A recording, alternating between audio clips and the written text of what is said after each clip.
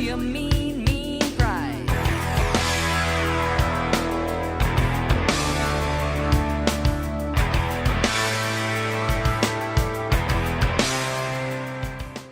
Performance enhancers are part of modern man's quest to be faster, better, and stronger, an idea that ironically germinated in professional sports, where such doping, as it is called, is considered the ultimate sin. Today, performance enhancement is favored by athletes and experimented with by weekend warriors, recreational joggers, weightlifters, and CrossFitters. People ask, where does performance enhancement end? Maybe a better question would be, when did we notice it in the first place? We may have noticed doping or performance enhancement in the 1976 Olympics when the East German women's swim team took home 40 gold medals, when in 1972 it earned only 20, and 4 years prior to that they took home only 9 gold medals. As training, coaching, nutrition, and equipment have been perfected, the best times of the best athletes have been increasing at a slower rate. We may be reaching the maximum human performance of our species. Thus, eventually athletes will reach a wall they cannot move past. Sure, we can measure differences in athletes to 1,000th of a second, but would we really care about performance differences we cannot see? What about accuracy for sports that cannot be measured so succinctly, like swimming?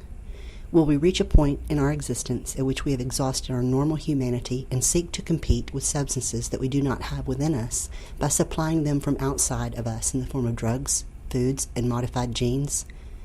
Well, we already have. We must acknowledge that we as spectators literally push athletes to be the absolute best, and in this process create the culture where doping is needed to reach those heights. We can see this in Olympic swimmers who, through accelerated evolution via competition, have literally changed their morphology over decades. Performance enhancements allow athletes, and you and me, to bridge the unfair natural human gap.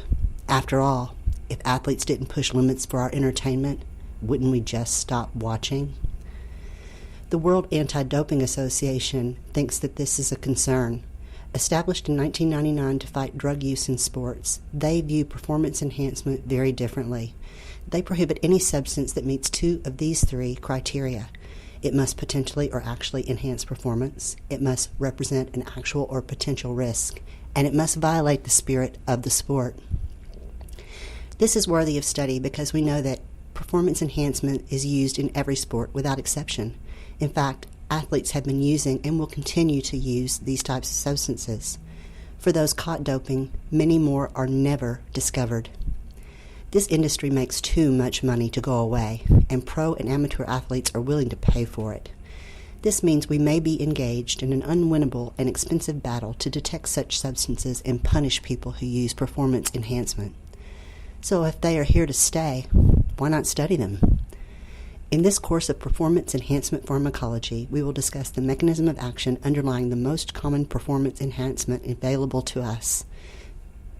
These include drugs that increase wakefulness and energy, those that cause fat loss and increase muscle mass, and even smart drugs that improve focus and perhaps cognition. We will explore legal prescription products and drugs and substances that range from the dubious to the outright illegal. Because in the end, when we talk about performance enhancement, all we really want to know is, what would you do to get ahead?